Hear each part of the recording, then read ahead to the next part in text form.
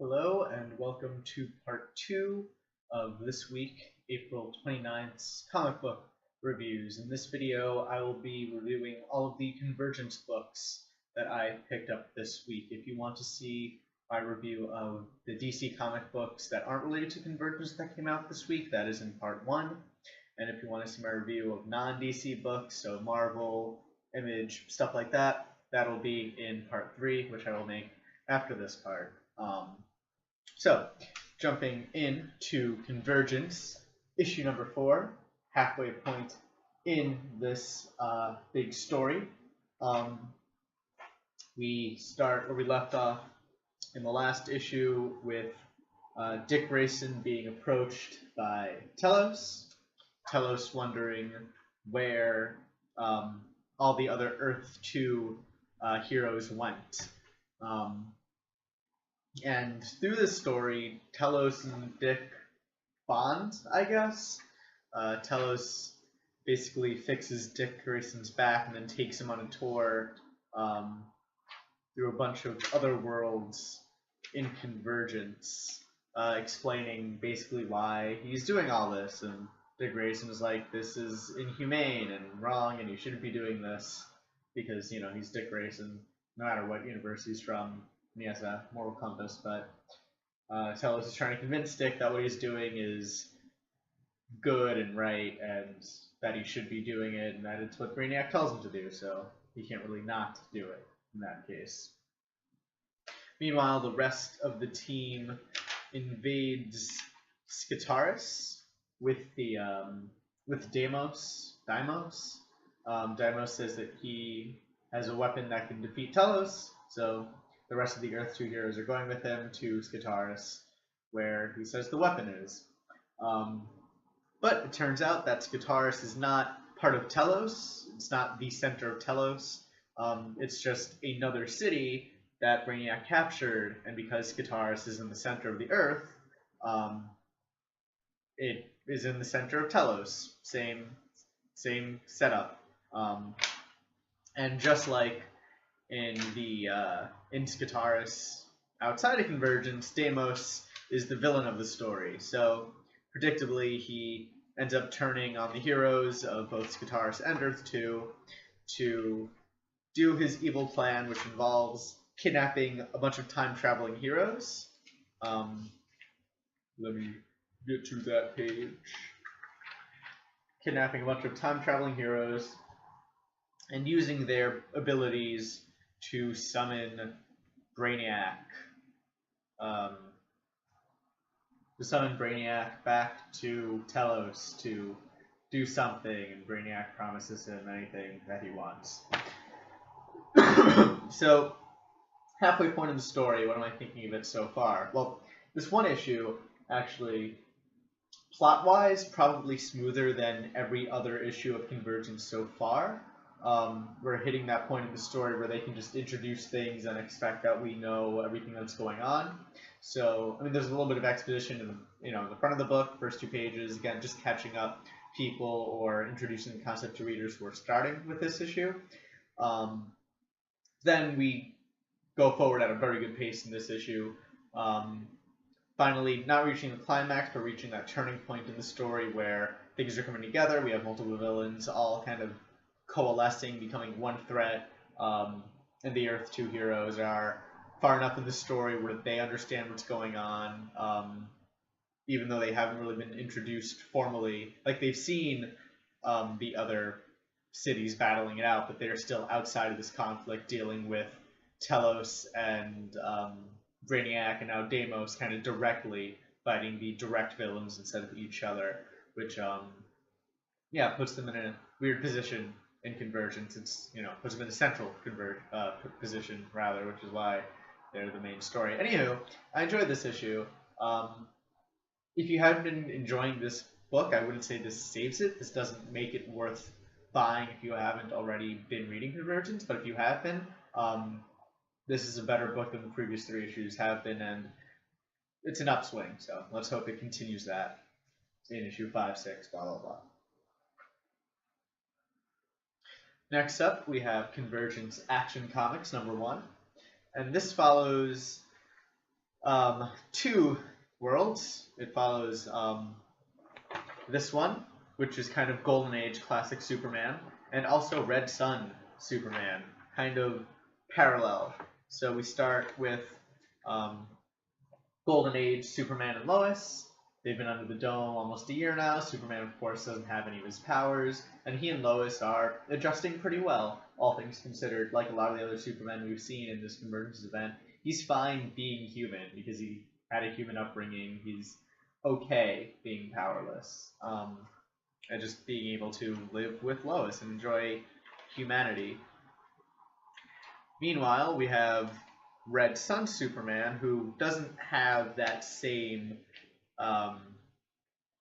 isn't afforded the same luxury. He has a lot of responsibility on, in his city of Moscow, Russia. He's heralded as a leader, and so he's working with Red Sun Lex Luthor in order to find a way to get his powers back and to get Moscow out from under the dome. And he's, of course, having a bit of trouble with that. What I like is that we have this big scene with Lex Luthor and Superman and Stalin and Wonder Woman discussing all of these different things, and Lex Luthor, because he's Lex Luthor and the smartest person ever, like nails it completely on the head. He just tells everybody what's up. He's like, this is what's happening. We're part of a zoo. Some higher being has collected us. And we're probably going to be made to fight. And of course, nobody else believes him, even though he's completely correct, because Lex Luthor. We also follow Power Girl. This is Earth 2 Kara Zor-El, as she's trying to deal with this new life without powers. And unlike Clark, she's having a more difficult time of it. She doesn't like being human. She notices how she's gaining weight, how she's lost her glow. She has to make a dentist appointment. And of course, Kara grew up mostly on Krypton, so she doesn't have that human upbringing that Clark does, so she's having a much harder time adjusting to actually being human with all human limitations and all that. And she reminisces of the glory days of being Power Girl.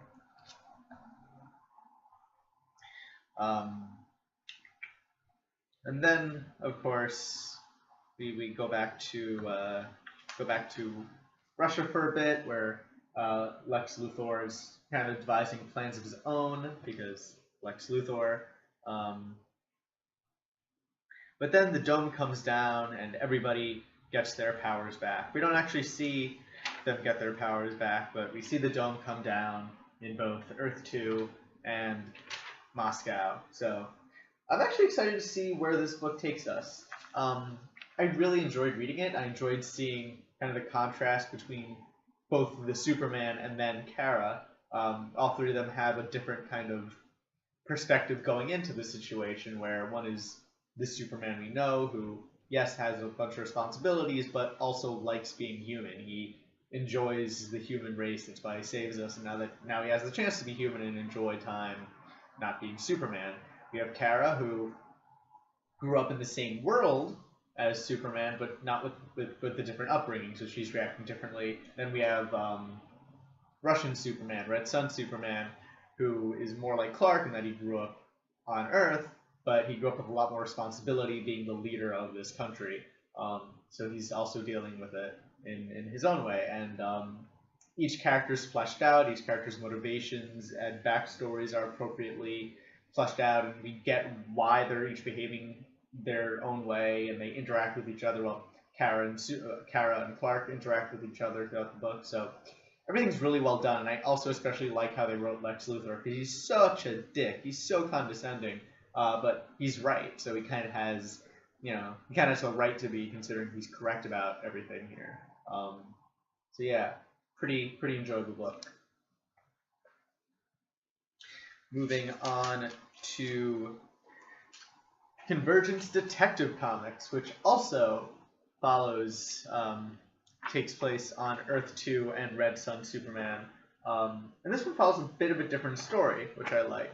I really like, actually, the Red Sun universe. Superman Red Sun is one of my favorite Superman stories, so I enjoy that we're getting a bit more time with this universe, with this Superman. So we see now, while in Action Comics, Red Sun Superman has not had his powers for a while. We see here how he loses his powers once he gets under the dome, and then how he adjusts once he doesn't have any powers and can't lead his country in the same way that he's used to.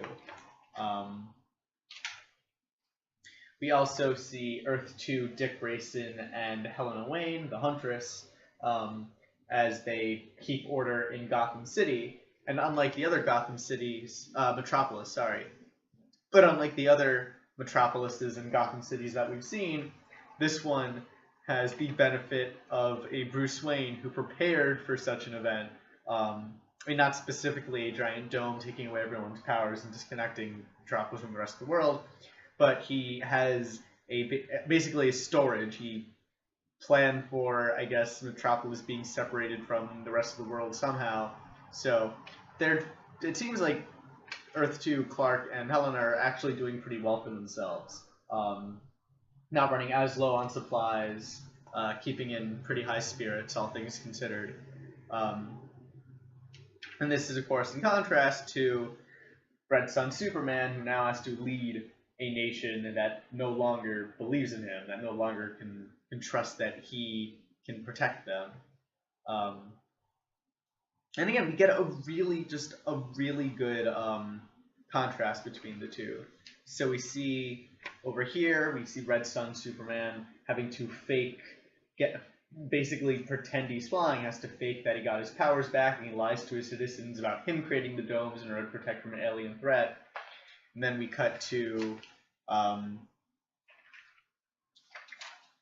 Dick and Helena easily taking down Toyman and his giant tin soldier, basically without breaking a sweat, and Dick is bantering because Dick Grayson banters and Helena's chastising him for it. And this book also has old-timey narration boxes, which I really enjoy. So let me find a good example. Actually, the first few pages would be a pretty good example. Yeah, so these yellow boxes are actually narration boxes from the third-person narrator that describes the events happening from the third person. Instead of being just the character's inner monologue, it explains, this is what's happening. So we have early spring along an isolated back road between Gotham City and Metropolis speeds the mighty Batmobile. At the wheel sits Dick Grayson, now adult Robin, and his companion Helena Wayne, and it's just exposition. It just tells us what's happening. And of course, because we have that, we also have thought bubbles, which I haven't seen in a comic book in years, probably. So I really like how they're, we have these old comic book characters, at least the Earth 2 pre-crisis characters, and so we have old storytelling devices, and it's really neat, and I really enjoyed this comic this week. Moving on to Convergence Shazam, or Captain Marvel. It's called Shazam, but this actually takes a lot more inspiration, I feel, from the classic Captain Marvel stories. This is Fawcett City from the 40s and 50s. I'm not sure how much of Captain Marvel was established by Fawcett Comics before they were bought by DC, but this seems to be taking it really back to basics, back to like old, pulpy, really silly Captain Marvel. I really enjoy it. And again, down to the art style. Everything looks, unlike a lot of these other kind of throwback comics to earlier Golden Age stuff, this book actually looks and feels like something from the Golden Age of comic books. With the color palette, the line work, everything looks like it's from the 50s or 40s, down to, let me find, like, down to the Art Deco font on the subway station over here. It just, and even here, this looks like, this panel over here looks like a still from a Fleischer Brothers cartoon. I just love the art in this book. I think this is amazing. Probably my favorite single issue of Convergence this week. And of course, you also get the benefit of having just the completely bonkers Captain Marvel universe, including this guy, who I've never heard of before, Mr. Tawny, who's some sort of Tiger Man thing that helps Captain Marvel out, which is amazing.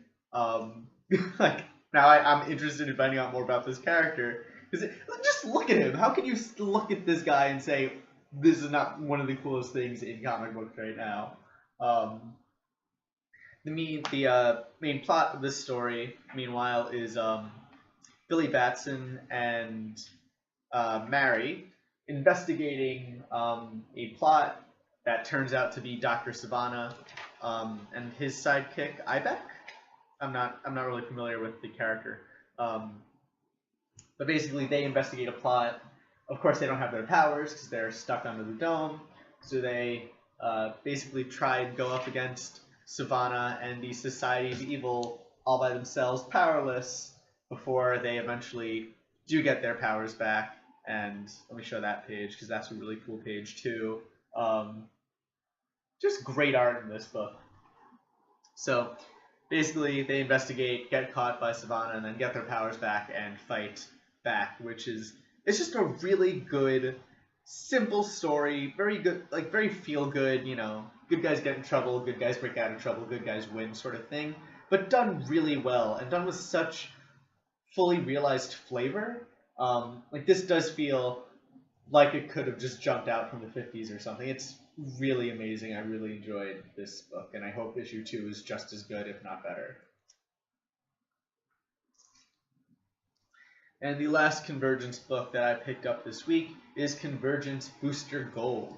And I think this is probably the most interesting Convergence book so far, because in this book, the characters know what's happening.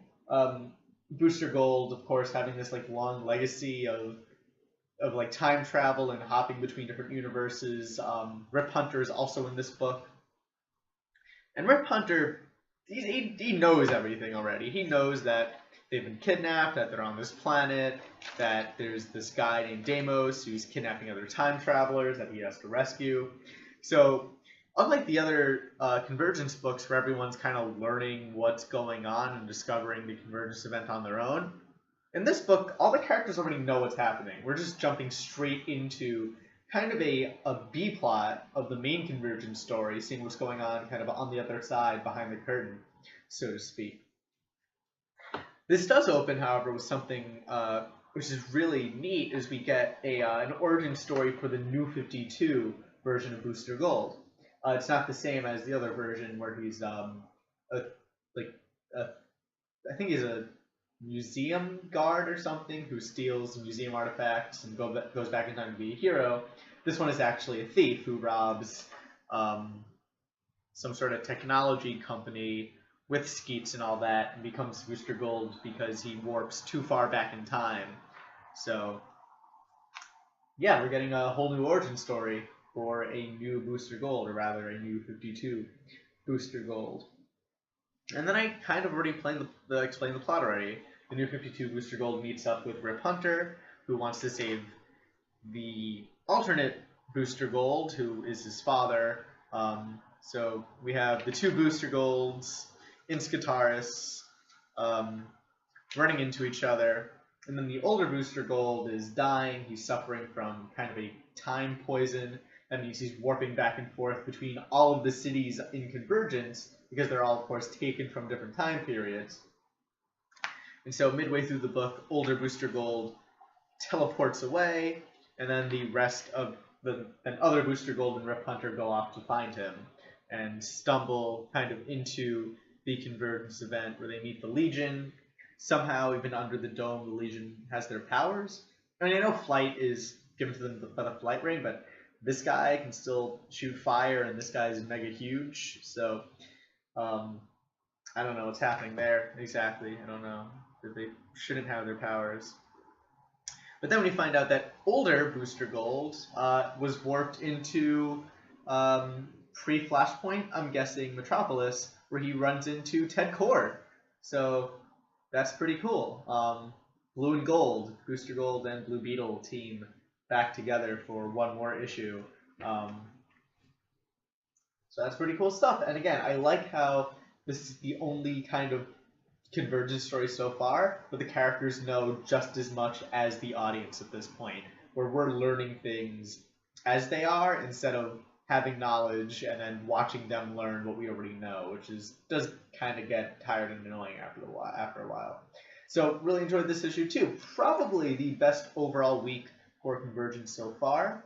So yeah, I'm enjoying this event more than I thought I would. I know in the last part of this video, if you watched that, I said I was really fatigued.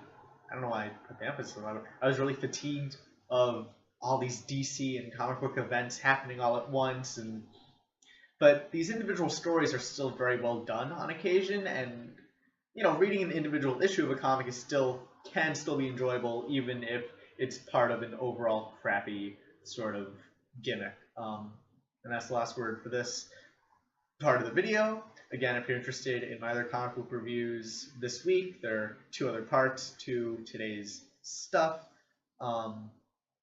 And yeah, if you like this video, please give me a thumbs up. Any comments, questions, concerns, whatever, feel free to leave them down below. If you want more of this every week, feel free to subscribe. And yeah, thank you for watching, and hope you'll join me next week.